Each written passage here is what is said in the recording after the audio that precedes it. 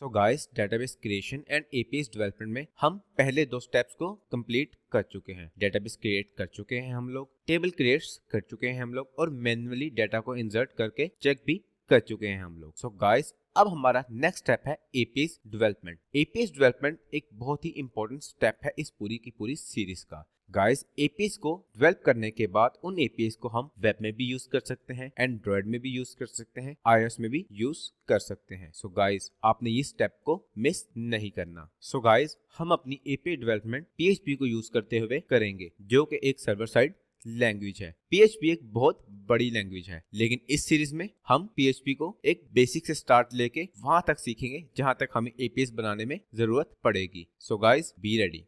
सो guys, API development के लिए हमें एक टेक्स्ट एडिटर की जरूरत पड़ेगी जिसमें हम अपनी एपीआईज को क्रिएट करेंगे। सो गाइस, मैं यहाँ पर Notepad++ को यूज कर रहा हूँ, लेकिन आपके पास जो भी टेक्स्ट एडिटर अवेलेबल है आप उसको यूज कर सकते हैं। अगर आपने कोई भी टेक्स्ट एडिटर डाउनलोड नहीं किया हुआ तो आपको घबराने की जरूरत नहीं है, बिकॉज ऑफ विंडोज के साथ एक टेक्स्ट एडिटर बाय डिफॉल्ट हमेशा हमें मिलता है और वो है नोटपैड। सो गाइस, आप नोटपैड में भी ये सब एपीआईज को डेवलप कर सकते हैं, लेकिन मैं यहाँ पर Notepad++ को यूज कर रहा हूँ बिकॉज ऑफ इसमें थोड़ी सी कलर स्कीम हमें अच्छी मिल जाती है। सो गाइस, बिना टाइम वेस्ट किए अब हम अपनी एपीआई डेवलपमेंट स्टार्ट करते हैं।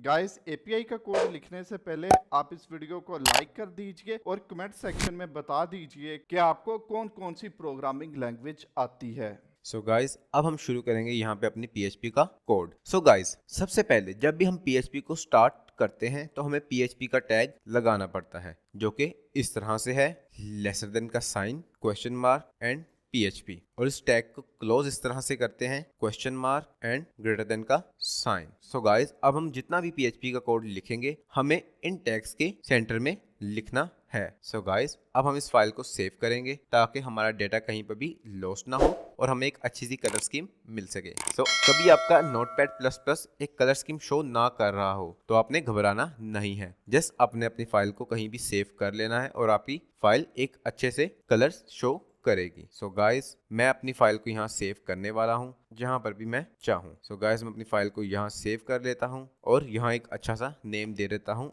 ऐड पोइट्री का .php। बिकॉज ऑफ हम PHP को यूज कर रहे हैं तो फाइल की एक्सटेंशन को हमें .php देना जरूरी है, ऐड पोइट्री .php। जैसे ही मैंने यहाँ सेव पे क्लिक किया और आप देख सकते हैं कि मेरा PHP का टैग रेड कलर में आ चुका है। सो गाइस, एक अच्छी सी कलर स्कीम के लिए आपको फाइल को सेव करना बहुत जरूरी है। सो गाइस, सबसे पहले हम अपनी एपीआई में डेटाबेस का कनेक्शन क्रिएट करेंगे। गाइस, आप देख सकते हैं कि हमारे सर्वर पर हमें मल्टीपल डेटाबेस क्रिएट करने की ऑप्शन मिलती है। सो हमारी एपीआई को कैसे पता चलेगा कि उस एपीआई ने किस डेटाबेस के साथ कांटेक्ट करना है और किस डेटाबेस से डेटा लाना और देना है। सो गाइस, हमें सबसे पहले अपनी डेटाबेस के साथ एक कनेक्शन क्रिएट करना पड़ता है। सो गाइस, फिर हमारी डेटाबेस के डिफरेंट यूजर्स भी हो सकते हैं। सो हमें बताना पड़ता है कि हम किस यूजर की एक्सेस इस्तेमाल कर रहे हैं। सो गाइस, सबसे पहले हम यहाँ पे एक कनेक्शन क्रिएट करेंगे। सो सबसे पहले मैं आपको बताता चलूं हमें PHP में वेरिएबल को किस तरह से डिक्लेयर करते हैं। सो हमें सबसे पहले डॉलर का साइन लगाना पड़ता है, देन अपने वेरिएबल का नेम लिखना पड़ता है,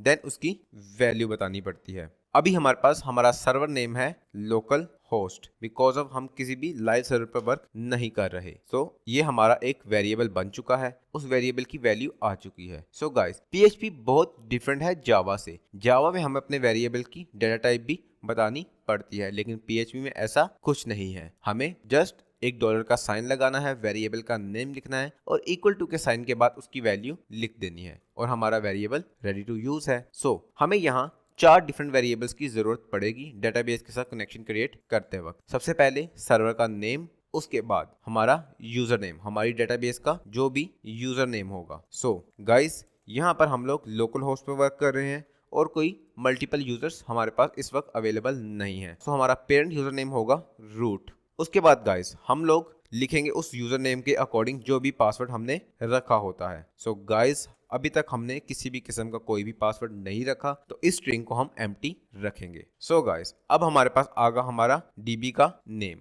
कि हम किस डीबी से कनेक्शन करना चाह रहे हैं। सो गाइस, हम अपनी डीबी का नाम जो भी हमने अपने सर्वर पर रखा है वो नाम हम यहाँ एंटर करेंगे। सो गाइस आप देख सकते हैं यहाँ हमारी डीबी का नाम है पोएट्री डीबी। तो हम अपनी PHP API में इस डेटाबेस का नाम एंटर करेंगे जो कि हमने रखा हुआ है पोएट्री डीबी। सो गाइस यहाँ हम अपनी डेटाबेस का नाम एंटर करेंगे पोएट्री डीबी, और यहाँ हम वेरिएबल्स गाइस हमारे पास रेडी हैं जिनमें हमने server name, user name, password और डेटाबेस का नेम रख दिया है। अब हमने अपना कनेक्शन क्रिएट करना है। सो सबसे पहले गाइस हम यहाँ पर एक वेरिएबल लेंगे जिसका नाम हम रखेंगे कॉन। यहाँ हम कुछ भी रख सकते हैं लेकिन हम कॉन रख देंगे एक शॉर्ट फॉर्म में कनेक्शन। यहाँ हमने एक नया ऑब्जेक्ट क्रिएट किया गाइस न्यू MySQL का, जिसमें हम अपने ये चारों पैरामीटर पास कर देंगे और हमें इसके रिस्पॉन्स में एक MySQL का ऑब्जेक्ट मिलेगा जो कि हमें बताएगा कि हमारा कनेक्शन क्रिएट हो गया है या फिर कोई एरर आया है। सबसे पहले हम इसमें पास करेंगे अपना सर्वर नेम। ये वो वेरिएबल है जो हमने यहाँ सर्वर नेम का बनाया है।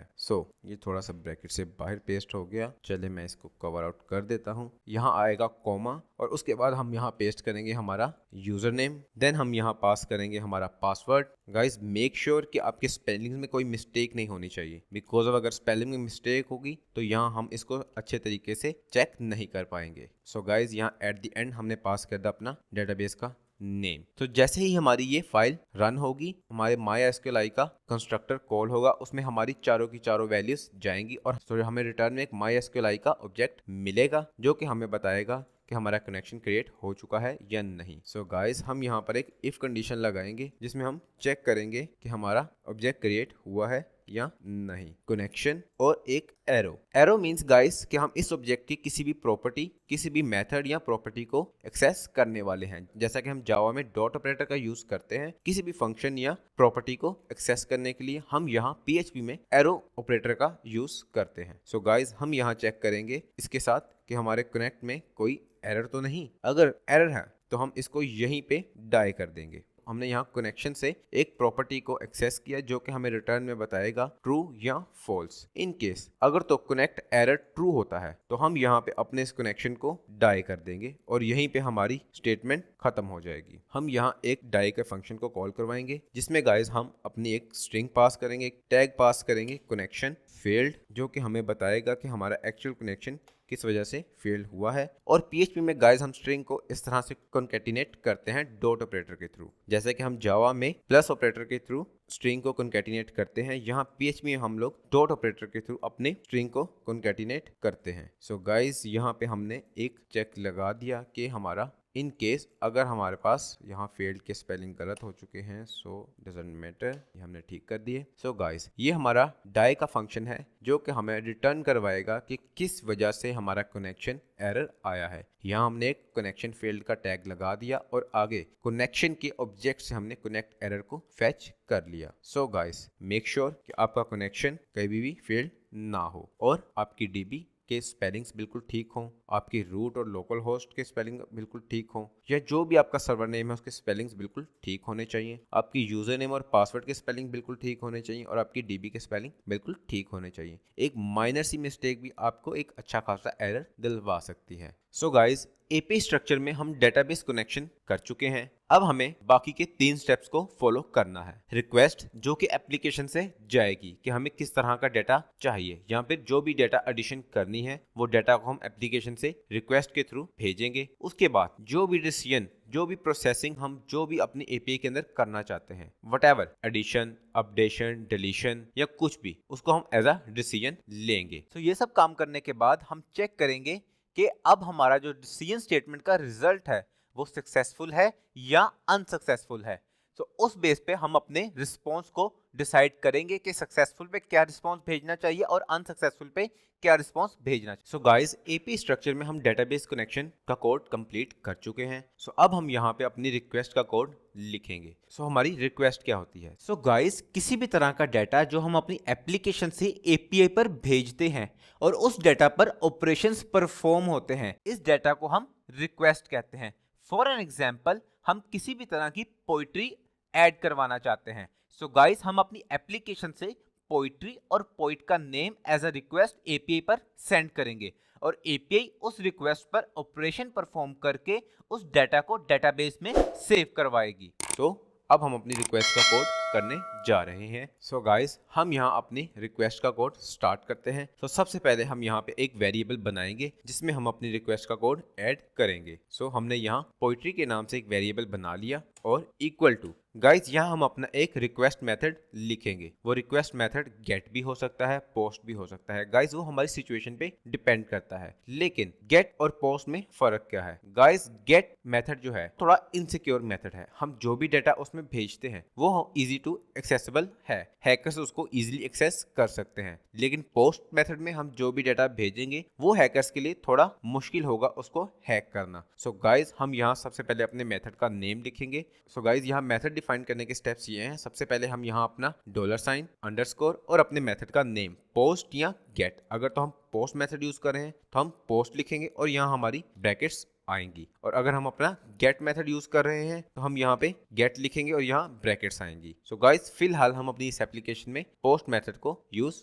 कर रहे हैं जिसके थ्रू हम अपना डाटा एपीआई में भेजेंगे। बिकॉज ऑफ हमें थोड़ा सिक्योर डाटा भेजना है इसलिए हम यहाँ पे पोस्ट मेथड का इस्तेमाल करेंगे। सो हमने यहाँ पोस्ट लिखा, ब्रैकेट्स और बाहर सेमीकोलन, और हम इस ब्रैकेट्स में वो नाम लिखेंगे जिस नाम से हम अपनी एप्लीकेशन या टेस्टिंग के दौरान पोस्टमैन से डाटा भेजेंगे। सो मैंने यहाँ सिंगल कोट्स में एक पोइट्री का नाम लिख दिया। सो गाइस इस नाम को यूज करते हुए हम अपनी एप्लीकेशन या पोस्टमैन से यहाँ डाटा भेजेंगे। सो गाइस इस एपीआई में हम एक पोइट्री को ऐड करने जा रहे हैं। सो आईडी तो हमारी ऑटो इंक्रीमेंट है और टाइम स्टैम्प भी ऑटोमेटिकली ऐड हो जाएगा। सो हमें यहाँ पे दो चीजों को लिखना है। सो गाइस हम यहाँ पे पोइट्री को ऐड करने जा रहे हैं। तो आप देख सकते हैं हमारे टेबल में 4 कॉलम है, ID, poetry data, poet name और date and time. So guys ID तो हमारी ऑटो इंक्रीमेंटेड है और डेट एंड टाइम भी ऑटोमेटिकली ऐड हो जाएगा। सो हमें हमारी एप्लीकेशन से सिर्फ 2 वेरिएबल्स चाहिए, पोइट्री डाटा और पोइट का नेम। सो गाइस हम सिर्फ 2 वेरिएबल्स को यूज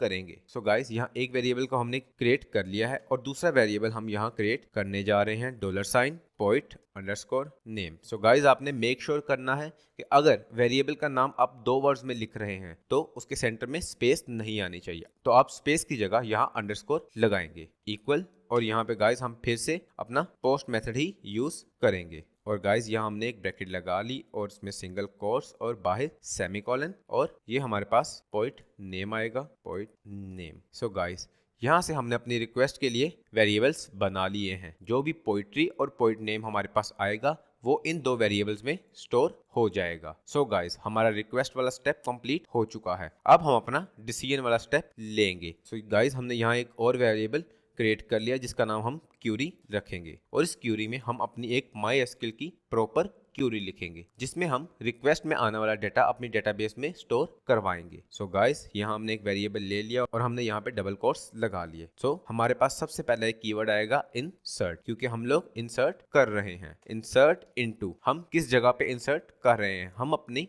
टेबल में इंसर्ट कर रहे हैं। सो गाइस हम ये डाटा अपने टेबल में इंसर्ट कर रहे हैं और हमारे टेबल का नाम है पोइट्री, हमारी डेटाबेस का नाम है poetry dB. So guys insert into मतलब इंसर्ट करना है कहाँ पर? अपने टेबल में। सो उस टेबल का नाम हम देखेंगे कि हम किस टेबल में इंसर्ट करना चाह रहे हैं। सो गाइस हमारे टेबल का नाम है पोइट्री, हमारी डेटाबेस का नाम है पोइट्री डीबी जो कि कनेक्शन में हम लोग यूज कर चुके हैं, लेकिन हमारे टेबल का नाम है पोइट्री जिसमें हमने डाटा इंसर्ट करना है। सो गाइस हम यहाँ लिखेंगे अपने टेबल का name insert into poetry. Then guys यहाँ हम आगे ब्रैकेट्स का इस्तेमाल करेंगे कि हमें टेबल्स के किन कॉलम्स में डाटा एंटर करना है। इस ब्रैकेट में बिल्कुल टेबल का नेम लिखते ही साथ हम एक राउंड ब्रैकेट का यूज करेंगे जिसमें हम अपने कॉलम्स का नेम लिखेंगे, हम अपने किन कॉलम्स में डाटा एंटर करवाना चाह रहे हैं। सो गाइस हम अपने कॉलम्स के नेम देख लेते हैं कि हमें किन कॉलम्स में डाटा को एंटर करवाना है। सो गाइस जैसा कि हम पहले देख चुके हैं कि आईडी हमारी ऑटो इंक्रीमेंटेड है, यहाँ हमें कुछ भी स्टोर करवाने की जरूरत नहीं है क्योंकि ये ऑटोमेटिकली ऐड हो जाएगा, और डेट एंड टाइम भी हमारा ऑटोमेटिकली ऐड हो जाएगा। सो गाइस बाकी बचे हमारे पास 2 कॉलम्स, पोइट्री डाटा और पोइट नेम। इनको हमें मैन्युअली इंसर्ट करवाना पड़ेगा। सो हमारे कॉलम का नेम आएगा पोइट्री डाटा। सो गाइस हमारे पहले कॉलम का नाम आएगा यहाँ पे पोइट्री डाटा, एंड देन हम कोमा का यूज करेंगे, और देन हम अपने दूसरे कॉलम का नेम देखेंगे पोइट नेम, और गाइस हम यहाँ पोइट नेम को लिख देंगे। देन गाइस हमने कॉलम्स के नेम लिख दिए हैं, हमने टेबल का नेम लिख दिया है, हमने बता दिया है इंसर्ट इनटू पोइट्री के पोइट्री के टेबल में इन कॉलम्स में डाटा को इंसर्ट करना है।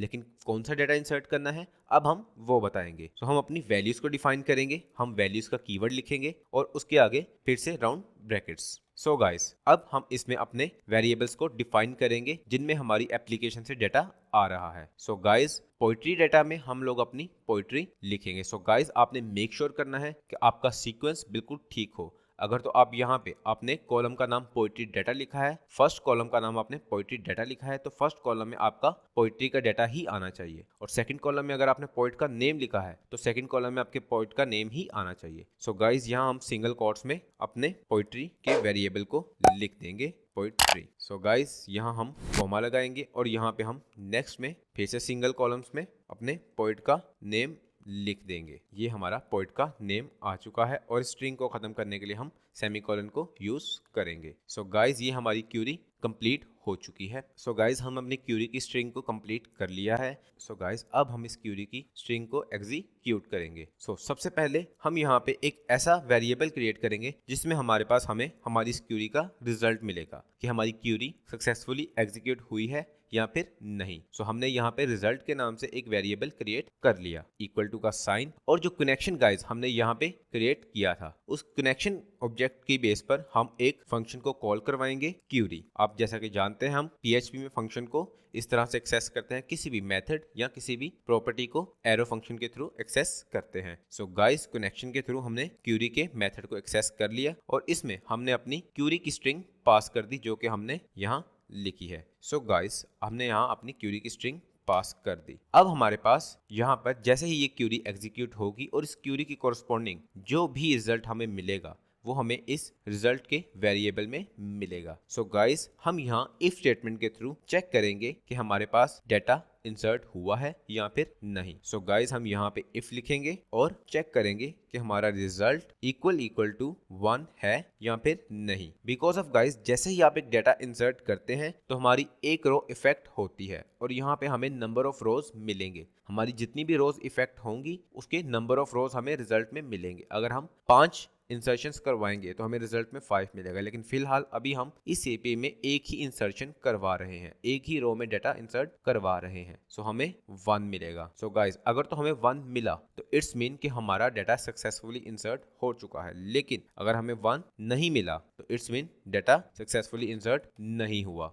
गाइस, हम अपनी एपीआई में कनेक्शन का पार्ट कंप्लीट कर चुके हैं, अपना रिक्वेस्ट का पार्ट कंप्लीट कर चुके हैं, अपना डिसीजन मेकिंग का पार्ट कंप्लीट कर चुके हैं। गाइस, अब हमारे पास एपीआई क्रिएशन में एक लास्ट स्टेप बचता है, वो है हमारा रिस्पॉन्स का पार्ट। अब हम अपने यूजर को रिस्पॉन्स क्या दिखाएंगे। अगर तो हमारा डेटा सक्सेसफुली इंसर्ट हो जाता है तब क्या रिस्पॉन्स दिखाएंगे, अगर सक्सेसफुली इंसर्ट नहीं होता तो तब क्या रिस्पॉन्स दिखाएंगे। गाइस, हम यहाँ पर एक वेरिएबल डिक्लेयर कर लेते हैं जिसका नाम हम रिस्पॉन्स रखेंगे। इस वेरिएबल में गाइस हम एक अरे लिखेंगे बिकॉज ऑफ हमें मल्टीपल और एक अच्छा रिस्पॉन्स देना है। गाइस, अब हम इसमें एक डेटा का वेरिएबल क्रिएट करेंगे जिसमें हम अपना एक प्रॉपर रिस्पॉन्स लिखेंगे। गाइस, मेक श्योर कि आपका रिस्पॉन्स ऐसा होना चाहिए कि किसी भी तरह का अगर कोई डेवलपर बिगनर है चाहे वो एक एडवांस लेवल का डेवलपर है, उसको आपके रिस्पॉन्स की समझ अच्छे तरीके से आनी चाहिए। गाइस, उसको पता चलना चाहिए कि आपकी क्यूरी सक्सेसफुली एग्जीक्यूट हुई है या फिर नहीं, आपका डेटा सक्सेसफुली इंसर्ट हुआ है या फिर नहीं। गाइस, हम यहाँ पर एक रिस्पॉन्स का वेरिएबल लेंगे और उसमें हम एक अरे का फंक्शन कॉल करेंगे। गाइस, हम अरे क्यों करेंगे, बिकॉज ऑफ हमें एक अपनी मर्जी से एक स्ट्रक्चर यूजर को शो करवाना है। अगर तो हमें एक बाय डिफॉल्ट कोई स्ट्रिंग शो करवानी होती तो हम एक सिंपल स्ट्रिंग शो करवा देते, लेकिन हमें अभी अपनी मर्जी से एक स्ट्रक्चर शो करवाना है जिसे हम इजीली अपनी एप्लीकेशन में यूज कर सके। गाइस, सबसे पहले हम अपने स्ट्रक्चर का नाम लिखेंगे स्टेटस। यहाँ पे गाइस हम एरो फंक्शन को यूज करेंगे। अरे के फंक्शन में डबल एरो फंक्शन, जैसा कि आप देख सकते हैं, इक्वल टू और ग्रेटर देन के साइन से हमने एक एरो बनाया है। इसका मतलब है इक्वल, जैसे कि हमने यहाँ पे देखा है कि हम इस वेरिएबल को ये वैल्यू पास करना चाहते हैं। सेम एज इट इज अरे के फंक्शन में हम इक्वल का साइन यूज नहीं करते, उसकी जगह हम इस एरो को यूज करते हैं, इक्वल टू और ग्रेटर देन के साइन को। गाइस, हम यहाँ देख रहे हैं अगर तो हमारा डाटा ठीक तरह से इंसर्ट हो गया है तो हम यहाँ पर स्टेटस को 1 कर देंगे। ये इंडिकेशन देगा कि हमारा डाटा ठीक तरह से इंसर्ट हो चुका है, और एक इंडिकेशन के साथ हम एक प्रॉपर मैसेज भी अपनी एपीआई के रिस्पॉन्स में दिखाएंगे कि हमारे पास डाटा ठीक तरह से इंसर्ट हो चुका है। सो गाइस यहाँ हम डाटा लिखेंगे poetry successfully inserted. So guys यहाँ पे हमारा एक रिस्पॉन्स रेडी है सक्सेस का। सो गाइस इसी रिस्पॉन्स को हम अपने फेलियर केस में भी लिखेंगे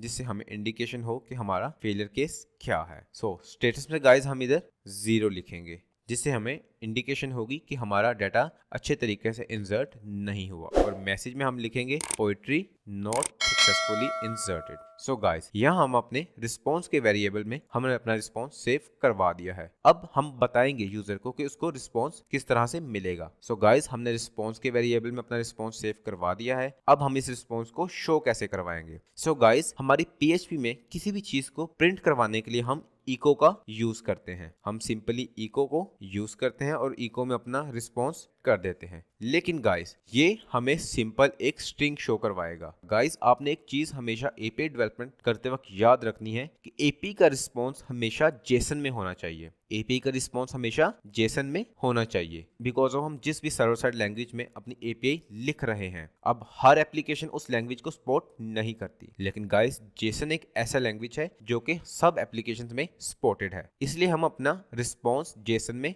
लिखते हैं ताकि कोई भी एप्लीकेशन हमारी API को इजीली एक्सेस कर सके, इसका रिस्पॉन्स किसी भी एप्लीकेशन को इजीली समझ में आ सके। सो गाइस हमने अपने रिस्पॉन्स को कुछ इस तरह से लिखना है, इको जेसन एंड कोड, और उसकी ब्रैकेट में हमने अपने रिस्पॉन्स का वेरिएबल पास कर देना है। सो गाइस यहाँ पे हमारी पोइट्री एडिशन की API कंप्लीट हो चुकी है। अब हम इसको टेस्ट करेंगे। सो गाइस हमारे पास बहुत से सॉफ्टवेयर्स अवेलेबल है APIs को टेस्ट करने के लिए, लेकिन सबसे अच्छा और फेमस पोस्टमैन है। सो गाइस हम पोस्टमैन में अपनी APIs को टेस्ट करेंगे। सो टेस्ट करने से पहले हमें पोस्टमैन को डाउनलोड करना पड़ेगा। तो चलिए हम पोस्टमैन को डाउनलोड करते हैं। सो गाइस हम यहाँ पोस्टमैन को डाउनलोड करेंगे और आपने ये बिल्कुल फ्री है, आपने किसी भी तरह की कोई भी चीज यहाँ पर पे नहीं करनी। So guys download the application. So हम यहाँ पे डाउनलोड द ऐप पे क्लिक करेंगे और हमारे पास देखिए 2 ऑप्शंस आ रही है, विंडोज 32 बिट और विंडोज 64 बिट। सो इस वक्त मेरे पास विंडोज 64 बिट है, तो आप अपने विंडोज के अकॉर्डिंग कोई भी वर्जन डाउनलोड कर सकते हैं। सो गाइस मैं यहाँ पे 64 बिट को डाउनलोड करने जा रहा हूँ और ये हमारे पास डाउनलोडिंग स्टार्ट हो चुकी है। सो जब तक ये डाउनलोड हो रहा है आप चाय वाय पिए, खाना वाना खाएं, बिकॉज ऑफ नीटवर्स आपका बिल्कुल भी टाइम वेस्ट करना नहीं चाहता। सो गाइस आप देख सकते हैं कि हमारे पास पोस्टमैन का सेटअप डाउनलोड हो चुका है और अब हम जाएंगे इसको इंस्टॉल करने की तरफ। इसको इंस्टॉल करना बहुत ही आसान है, इसमें हमें नेक्स्ट करने की भी जरूरत नहीं है। हमने सिर्फ इस सेटअप के ऊपर डबल क्लिक करना है और इसका सेटअप ऑटोमेटिकली इंस्टॉलिंग पर लग जाएगा। और ये डिपेंड करता है आपके कंप्यूटर की स्पेसिफिकेशन के ऊपर। अगर तो आपके पास बहुत अच्छा कंप्यूटर है तो ये मैक्सिमम 2 से 2.5 मिनट लेगा, और अगर आपका कंप्यूटर थोड़ा सा स्लो है तो ये आपसे 4 से 5 मिनट लेगा। सो आपने घबराना नहीं है, जस्ट आपने बैठकर इसको देखना है। आप देख सकते हैं कि ये ऑटोमेटिकली इंस्टॉल होके अब ये ओपन हो रहा है। सो गाइस ये हमारा पोस्टमैन ओपन हो चुका है। सो अब हमने इसमें कुछ ज्यादा नहीं करना है, हम यहाँ पे एक रिक्वेस्ट जनरेट करेंगे। तो हमारे पास यहाँ पे बहुत से डिफरेंट मेथड आ रहे हैं, get method, post method, put method, patch method, delete method. हमारे पास डिफरेंट मेथड्स आ रहे हैं, बहुत सारे आ रहे हैं, लेकिन हम अपनी सीरीज में सिर्फ गेट और पोस्ट को फॉलो करेंगे। सो गाइज आप देख सकते हैं कि हमने अपनी API में पोस्ट मेथड को रिसीव किया हुआ है। सो हम अपने पोस्टमैन में भी पोस्ट मेथड को ही सिलेक्ट करेंगे। जो मेथड हम यहाँ पे रिसीव करेंगे उसी मेथड को हमें सिलेक्ट करना पड़ेगा। सो गाइज हम यहाँ पे पोस्ट को सिलेक्ट करेंगे और हम यहाँ पे अपना API का URL पास करेंगे। सो गाइज सबसे पहले आपने एक चीज याद रखनी है, हम जो भी APIs लिख रहे हैं उन सब की सब APIs को हमने अपने C ड्राइव में रखना है। गाइज मैं आपको उसका एक एक्चुअल पाथ बता देता हूँ। सो गाइज हम यहाँ से अपनी PHP फाइल को कॉपी करेंगे, हम अपनी C ड्राइव में जाएंगे और हमारे पास यहाँ पे एक XAMPP का फोल्डर आ रहा होगा। हम XAMPP फोल्डर को ओपन करेंगे और यहाँ हमारे पास htdocs का एक फोल्डर आ रहा होगा। हम htdocs को ओपन करेंगे और यहाँ अपनी मर्जी से एक अपने प्रोजेक्ट का फोल्डर बनाएंगे जिसका नाम हम रखेंगे पोइट्री APIs। हम इस प्रोजेक्ट फोल्डर को क्रिएट करेंगे और यहाँ पर अपनी APIs को पेस्ट कर देंगे। सो हमारी जितनी भी PHP की APIs होंगी हमें C में जाना है, हमें अपनी C ड्राइव में जाना है, देन हमें वहां पे अपने XAMPP फोल्डर में जाना है, XAMPP फोल्डर में हमें htdocs में जाना है और यहाँ हम अपनी मर्जी से अपने प्रोजेक्ट के अकॉर्डिंग कोई भी फोल्डर बना सकते हैं। देन हम उसमें अपनी PHP फाइल को पेस्ट कर देंगे। सो गाइस अब हम अपनी APIs को टेस्ट करेंगे। सो गाइस हम अपना URL कुछ इस तरह से लिखेंगे HTTP और यहाँ हम गाइस अपना IP एड्रेस पास करेंगे। अगर आपको अपना IP एड्रेस पता नहीं तो हम यहाँ से CMD ओपन करेंगे। हम सर्च बार में जाके CMD ओपन करेंगे और यहाँ पे हम लिखेंगे IP config। तो गाइस हमारे पास यहाँ पे मल्टीपल एड्रेसेस आ रहे हैं, लेकिन हमें यहाँ पे चाहिए IPv4 एड्रेस। सो गाइस हम अपने इस एड्रेस को यहाँ से कॉपी पेस्ट कर लेंगे। सो गाइस हम यहाँ से अपने इस एड्रेस को कॉपी पेस्ट कर लेंगे और यहाँ पर पेस्ट कर देंगे। देन गाइस हमें फिर से / और अपने प्रोजेक्ट का नेम जो कि हमने अपने C फोल्डर में रखा है, पोएट्री APIs। देन गाइस हम अपने API का नाम लिखेंगे यहाँ पर poetry.php, add poetry.php। सो गाइस अब हम यहाँ पे आपको बताएंगे कि हमें किस तरह से अपने डाटा को पास करना है। सो गाइस हम सबसे पहले जो भी डाटा हमने API पर एज अ रिक्वेस्ट भेजना है हम उसको बॉडी में भेजेंगे। अभी हम बाय डिफॉल्ट पैरामीटर्स पे हैं। देन हम बॉडी पे क्लिक करेंगे और फॉर्म डाटा पर क्लिक करेंगे। गाइस यहाँ पे हमारे पास एक फॉर्म ओपन हो गया है। फॉर्म के अंदर कुछ इस जगह पे हम कीज को लिखेंगे और कुछ इस जगह पे हम वैल्यू को लिखेंगे। कीज हम वो यहाँ पे देंगे जो हमने APIs के अंदर डिफाइन की हैं, मतलब जो कि हमने अपने PHP के मेथड्स के अंदर कीज डिफाइन की हुई हैं। तो चलिए एक बार APIs के अंदर हम कीज को देख लेते हैं।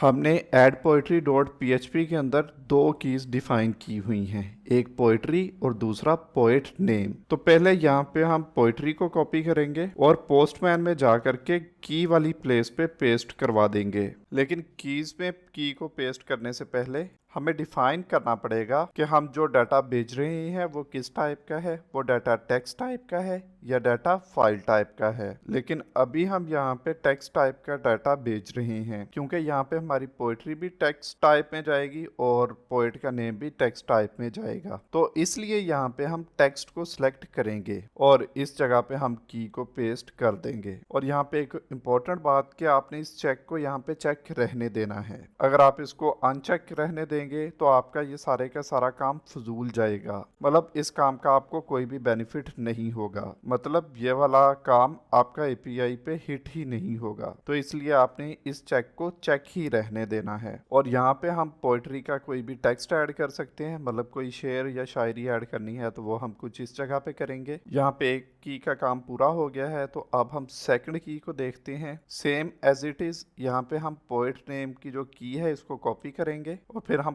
पोस्टमैन पे जाएंगे। पहले हम टाइप डिफाइन कर देंगे, तो डेफिनेटली यहाँ पे भी हम टेक्स्ट ही चूज करेंगे और यहाँ पे हम अपने लेबल को पेस्ट करवा देंगे। और यहाँ पे आप देख सकते हैं चेक ऑटो सेलेक्ट है, मतलब चेक ऑलरेडी चेक आ रहा है। तो अभी तक हम दोनों कीज को पेस्ट कर चुके हैं। पहले हमने पोएट्री की को पेस्ट करवाया, देन हमने पोएट नेम की को भी पेस्ट करवा लिया है। गाइस हम अपना URL पास कर चुके हैं, अपने रिक्वेस्ट के वेरिएबल्स का नेम लिख चुके हैं जो कि हमने APIs की पोस्ट रिक्वेस्ट में लिखे हुए हैं। मेक श्योर कि आपने सेम एज इट इज वही नेम लिखने हैं और कोई भी स्पेलिंग मिस्टेक नहीं होनी चाहिए। सो गाइस अब हम इसमें पास करेंगे एक वैल्यू। सो एक अच्छी सी पोएट्री हम कॉपी करेंगे गूगल से। सो गाइस गूगल से मैंने एक अच्छी सी पोएट्री कॉपी कर ली है। अब मैं इसको यहाँ पे पेस्ट करूंगा, लेकिन मुझे इसके पोएट का नेम नहीं पता। सो एज अ पोएट हम यहाँ पे नीट का नाम लिख देंगे, नीट का नाम लिख देंगे। सो गाइस अब हम यहाँ से इस रिक्वेस्ट को हिट करेंगे। सेंड करने से हमारी रिक्वेस्ट हिट हो जाएगी, लेकिन रिक्वेस्ट हिट करने से पहले हम अपनी डेटाबेस को एक बार देखेंगे। सो गाइस ये है हमारी डेटाबेस और इस टेबल में अभी तक हमारे पास सिर्फ एक ही रिकॉर्ड अवेलेबल है जो कि है हमारे पास ID 1 और हमारा पोएट्री का डेटा, हमारे पोएट का नेम और date and time. So guys अब सेकंड रिक्वेस्ट हम API से हिट करेंगे और API से हम यहाँ पे डाटा भेजेंगे। सो गाइस हम यहाँ से अपनी रिक्वेस्ट को हिट करने वाले हैं। सो गाइस URL हम लोग लिख चुके हैं, अपने रिक्वेस्ट वेरिएबल्स का नेम हम लोग लिख चुके हैं जो कि API में हमने लिखा हुआ है। गाइस मेक श्योर जो APIs में हमने स्पेलिंग्स लिखे हुए हैं पोस्ट मेथड के अंदर हमने वही स्पेलिंग्स यूज करने हैं। स्पेलिंग मिस्टेक पर हमारी रिक्वेस्ट फेल हो सकती है। सो गाइस सबसे पहले हम यहाँ पे एक अच्छी सी पोएट्री पेस्ट करेंगे। तो चलिए हम गूगल से एक अच्छी सी पोएट्री सर्च करते हैं। सो गाइस हम यहाँ से गूगल से एक अच्छी सी पोएट्री को हम सर्च करेंगे जो भी हमें कोई भी मिल जाए। सो ओके हमें चाहिए टेक्सचुअल, ये तो आ रहा है इमेजेस में। सो ये हमारे काम की नहीं।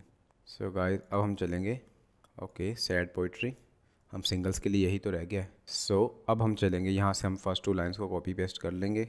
सो गाइस हम यहाँ पे अपनी पोएट्री को पेस्ट करेंगे और यहाँ हमारे पोइट का नेम हम लिखेंगे। अब जैसा कि पोइट का नेम का हमें आइडिया नहीं है, सो हम यहाँ पे नीट रूट्स के नेम को यूज करेंगे। सो गाइस, डेटा हमने पास कर दिया है। अब हमें करना क्या है, अब हमें सिर्फ ये सेंड का बटन प्रेस करना है। सेंड का बटन प्रेस करने से हमारे सर्वर पर एक रिक्वेस्ट जनरेट होगी और अकॉर्डिंग टू आवर क्यूरी ये सब का सब डाटा हमारे डेटाबेस में सेव आउट हो जाएगा। लेकिन गाइस, सेंड को प्रेस करने से पहले हम एक बार अपनी डेटाबेस को देखेंगे। सो गाइस, ये है हमारी डेटाबेस और हमारी डेटाबेस का टेबल, जिसमें हम एक रिकॉर्ड को मैन्युअली इंसर्ट करके देख चुके हैं, जिसकी आईडी है 1। हमारी पोइट्री डाटा हमारे पास आज इसमें पड़ा हुआ है और हमारे पोइट का नेम मिर्जा गालिब और date and time. So guys, ये हमने मैन्युअली ऐड किया था और अब गाइस हम इसको एपीआई के थ्रू ऐड करने वाले हैं। अब हम यहाँ से सेंड पर क्लिक करेंगे और गाइस, जो रिस्पॉन्स हमने पीएचपी में लिखा हुआ था वो हमें मिल चुका है। हमारी एपीआई में जो भी रिस्पॉन्स हमने लिखा था, status 1 message poetry successful inserted. So guys, it's mean कि हमारी डेटाबेस में ये डाटा ऐड हो चुका है। तो चलिए डेटाबेस में जाके एक बार वेरीफाई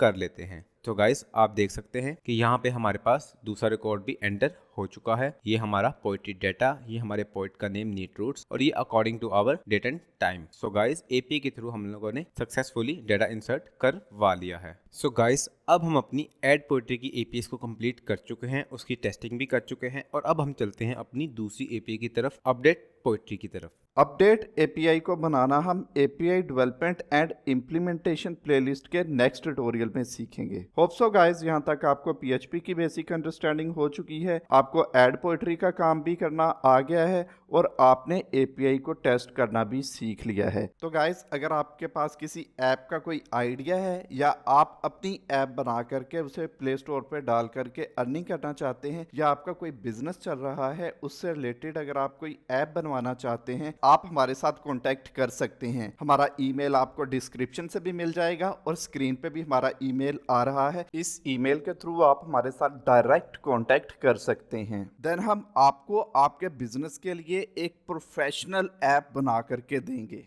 और गाइस, अगर आपको इस वीडियो के अंदर कोई प्रॉब्लम आ रहा है, आपके कोड के अंदर कोई एरर आ रहा है, तो वो आप एरर फेसबुक ग्रुप के अंदर पोस्ट कर सकते हैं। वहां मैं आपके साथ डायरेक्ट कम्युनिकेट करके आपके एरर को सॉल्व कर दूंगा। और गाइस, अभी तक अगर आपने नीट रूट्स को सब्सक्राइब नहीं किया तो नीट रूट्स को सब्सक्राइब कर दीजिए, क्योंकि गाइस यहाँ पे हम टेक्नोलॉजी से रिलेटेड लेटेस्ट कोर्सेज को लेकर आते रहते हैं। तो गाइस, नीट रूट्स को अभी सब्सक्राइब कर दो। Guys, API development and integration playlist का नेक्स्ट ट्यूटोरियल आपको एंड स्क्रीन से मिल जाएगा। गाइस, इस वीडियो में इतना ही, मिलते हैं नेक्स्ट वीडियो में नेक्स्ट टॉपिक के साथ। तब तक के लिए अपना ख्याल रखें, इर्द गिर्द सफाई का ख्याल रखें। अल्लाह हाफिज।